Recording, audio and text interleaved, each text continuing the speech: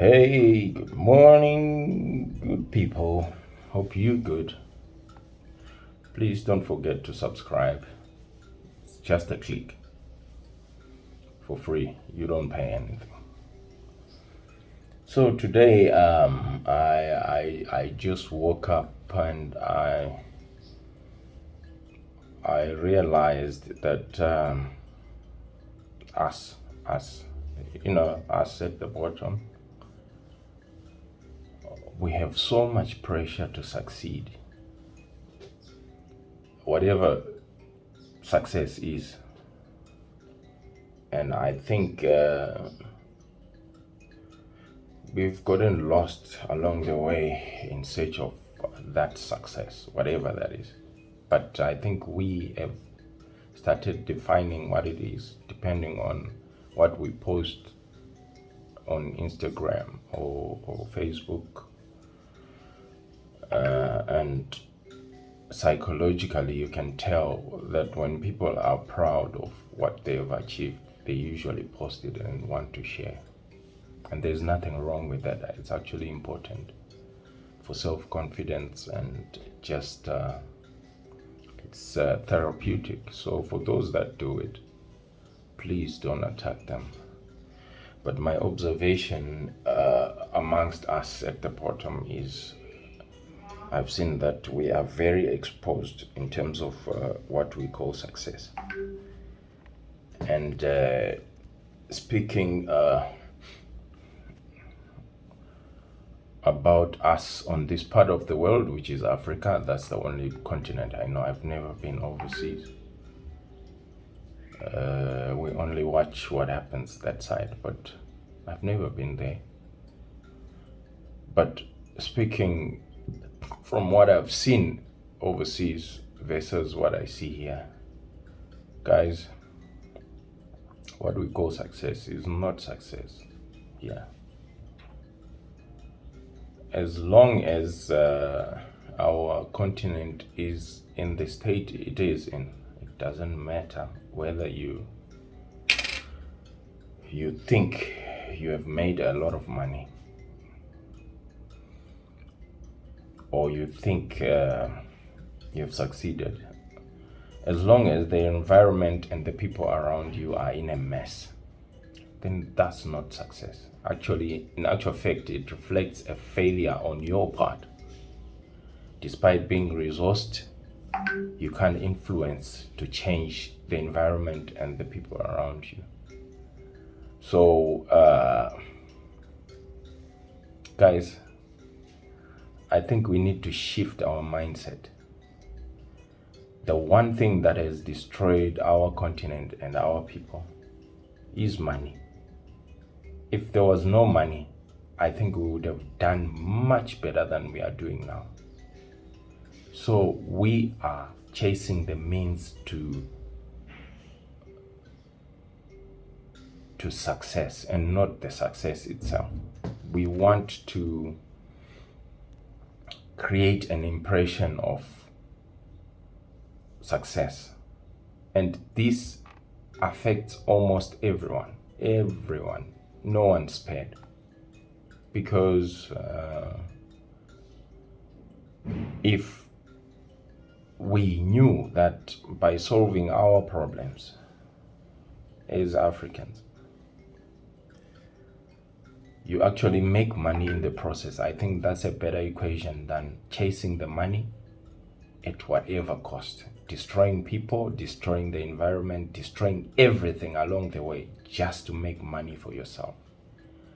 It's sad that you actually see.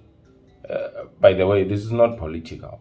Even the so-called learned people that are political, actually those ones are the ones that pains me the most, because they are conscious. A politician is a politician. They don't beat about the bush.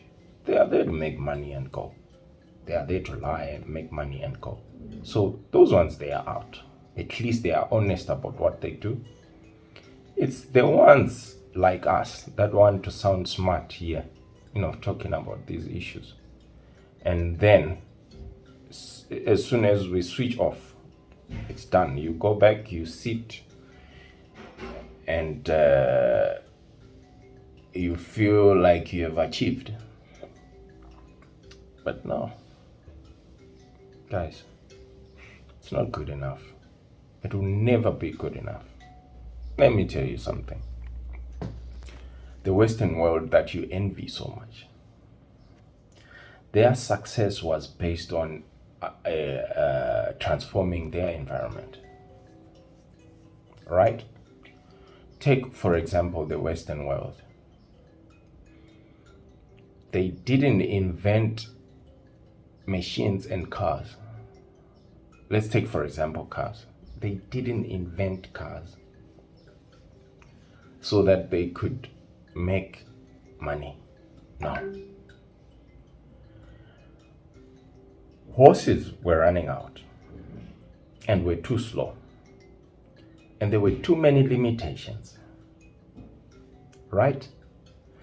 So, in trying to solve that problem, they went on a journey to try and invent an automobile, something that moves on its own without anything pulling it except an engine. And to them, they were not chasing money, they were solving a transport problem. Right? They came up, they did all the inventions, the early people, but then it was too expensive. Not many people were going to afford that automobile. Only the rich could.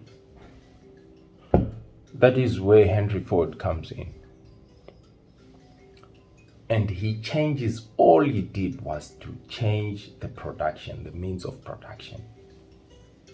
The revolutionary T model. It was a change in the process, the way they were processing the cars. They introduced a system so that cars would be made, it would be assembled, it moved from one stage to the next, and at each and every stage, a worker or an engineer or whoever puts a part passes on. So it was a production and improvement in the production line. That alone, that is simple as that, believe it or not, is the reason why you are driving a car today. Because the production increased. And the increase in production reduced the cost for making the cars, making it accessible to the middle class. And once the economic wheel started turning, then it means, people could afford to buy cars. And other brands also started doing the same, not just in motor cars, but in almost everything. They were solving a problem. Which problem do we solve as Africans? Which problem do we solve? If I may ask you. We are an agro-based economy. The whole continent, I think about 70%. And I can safely say about 60 to 70% of technocrats, the learned ones, the learned people in Africa today, came from rural areas where they were doing subsistence farming. And if they know how much their parents went through to send them to school, then we would shift our thinking. So we would use subsistence farming, an ox-drawn plow, to do the farming. And in the process, we got what we got, which was subsistence. You know what subsistence? It's peasant farming. Then where you farm for your consumption with a little surplus for sale. The little surplus is what sent kids to school. Engineers, doctors, artists, you name them, architects. But what baffles me is our inability to look back and actually see that, no, but the way we were doing things, the way we were farming, was not effective enough. How can we change that so that we can increase our production? We can increase our yield in the farms. Nobody is going back. No one. Nobody. And I mean nobody is going back. We are still using ox-drawn plow today, an ancient system. And we have graduated how many engineers, say from 1975? How many have we graduated? And if we are to bring them here to ask them, what have you contributed to your community? Apart from probably amassing a little bit of wealth, not much, not generational wealth, just yours, you're comfortable, you have a house, you have a car, but because you live amongst poor people, you feel like you've made it, but you haven't. You didn't affect the environment you come from.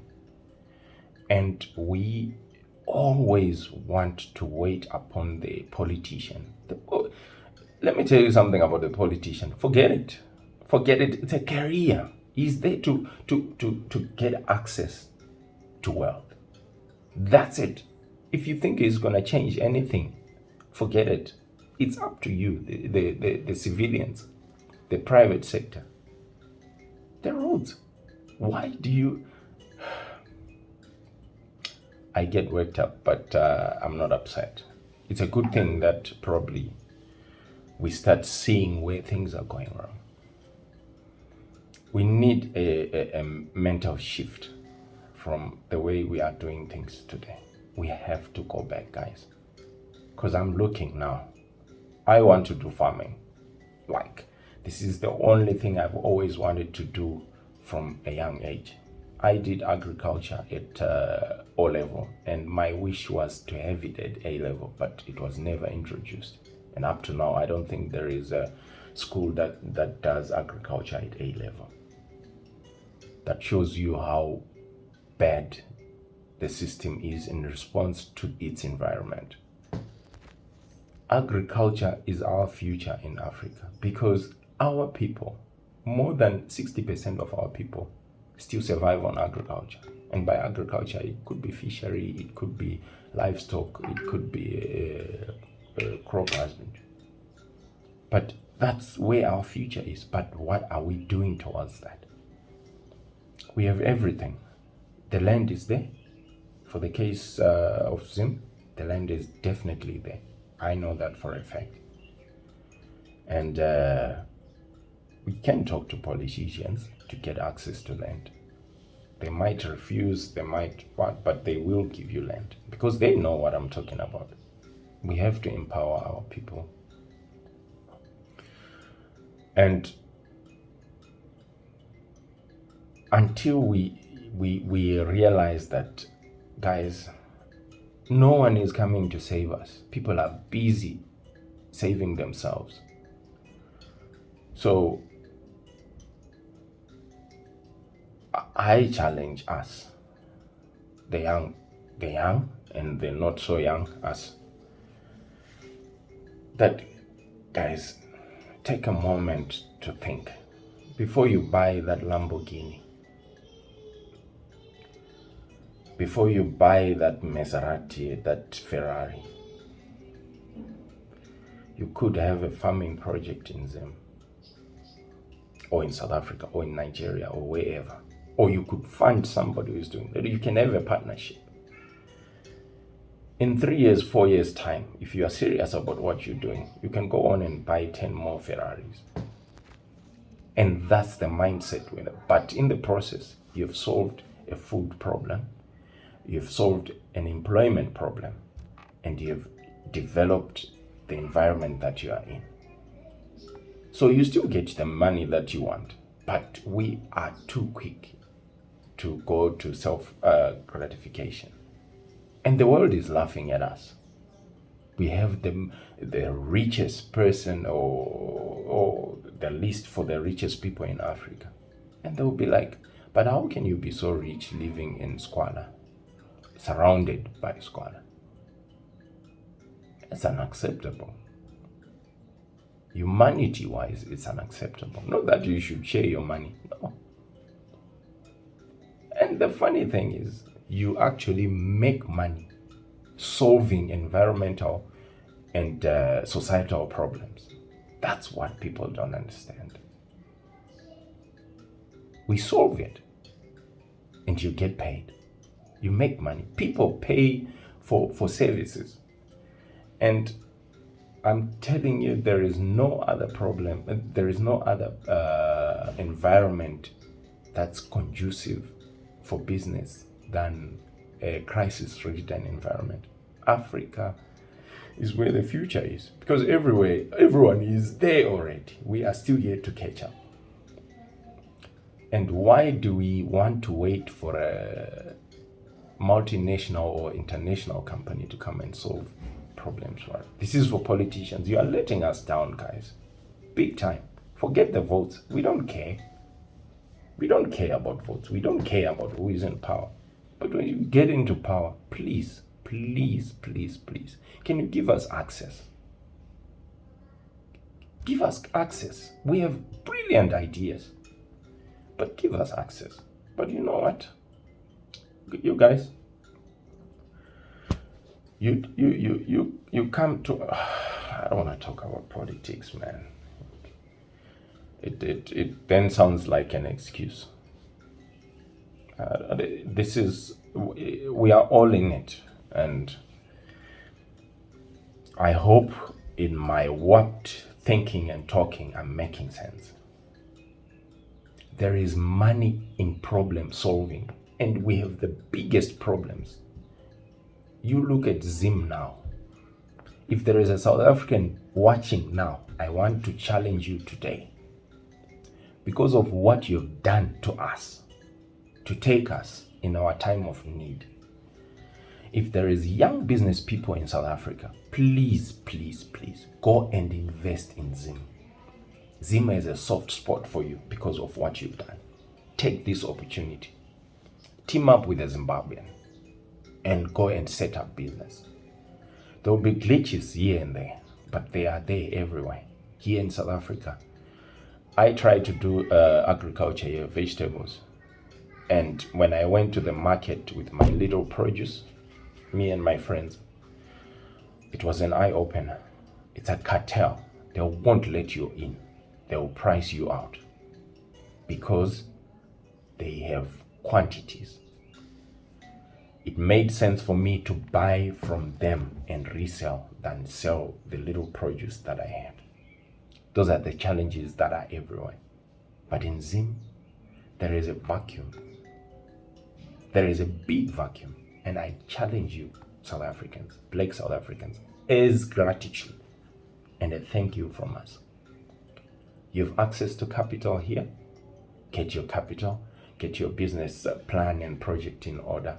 Team up with a Zimbabwean who is in Zim or who is here. Go there. Approach whoever you have to approach and do business. They are desperate for business. The politician is desperate for business. They want to see success so that they can get votes. And at this point, I don't care who gets voted, as long as it's a good reason for and there is progress, real progress, not a road manufacturing, road construction progress or road rehabilitation progress. That is, let's stop fooling ourselves, guys. Completely, we are fooling ourselves. But yeah, like I'm saying, it's up to us. And what we call success at the moment is not. It's a facade. We window dressing what we call success. And like I say, we live by assimilation. We want to be identified like them because we drive what they drive, we eat what they eat, we sleep where they sleep, and we stay where they stay. And then we say it is success. No, they have solved bigger problems. Look at vaccination now. We were exposed. And funny enough, the only person that spoke sense was Yoweri Museveni. For the first time, I agreed with him. We are crying for vaccines. We have produced pharmacists, we have produced doctors, we have produced scientists from 1975. What have you been doing, if we may ask you? We were using our resources to send you to school. What have you been doing? What have you produced? Nothing. Nothing. So, Museveni was saying, you know what? I wish Europe and America could not give us the vaccine so that we start dying. So we can realize that we need to solve our own problems. No one is coming to save us. Our human species is trying to go to another planet so that we can have a biplanetary existence. That's the mission they are at now. So they don't care about our little problems, which is a blessing in disguise for us. As they look that side, let's look within and fix ourselves. The blueprint is there. We don't have to reinvent the wheel. Everything is there for us. We just need to take this and this and this and this and this and put it into place. Our education is proving to be very useless because we are not solving problems, guys. That's my rant for today. And I hope it's not just a rant. I hope I make sense to somebody. I hope I do. Guys, let's get this land whilst we can, because at some point we won't be able to. Let's use it. It's ours. But who knows? The politician might sell it again. He took it. He's selling it right now as we speak. But like I said, my issue is not on the politician. I don't blame the politician. Remember, the politician comes from us. A politician is a reflection of us. Whether you like it or not, they come from our society. That's how they think. So until we start changing amongst us in the society, then we will start having better politicians. As it stands, no. In the case of Zim, it pains me. Robert Mugabe had an opportunity to make Zim an example. Zim was going to be the renaissance of the continent, the hub, the blueprint of how things were going to be done. Everything that he had done from 1980, everything was thrown away because of petty politics. He got sucked into stupid party politics. So in the end, his dream was never seen. But I respect him for what he did, for what he started. Unfortunately, what happened with him, there we go again, I'm talking about politics. But no, this is not politics. What he started, he had a vision. But the vision was not within his party. His vision was amongst the people. And somehow, he couldn't separate the two. You could tell. I felt sorry in his last days that guy loved people that think. He loved the young people. It was the future for him. But what happened? Let it be a lesson to all of us. Look at us now. The whole world is laughing at us because he failed. He failed us. He had the blueprint, everything. But things went the way they went, and look at us now. But anyway, that's not an excuse. Like I said, we can't blame the politician. He's just being a politician. That's who he is. So, guys, let's start changing the way we think. We can start small. Before you buy your Lamborghini, go and start a piggery project. Half the amount of a Lamborghini. Give me the money. If you have it, give me half. I give you half the project. I half equity on the project. And then after 5 years, you tell me now how many Lamborghinis you'll be driving. Since that's what you want, it's a win-win. The society wins, the community wins, the country wins. I win, you win. Can we do that?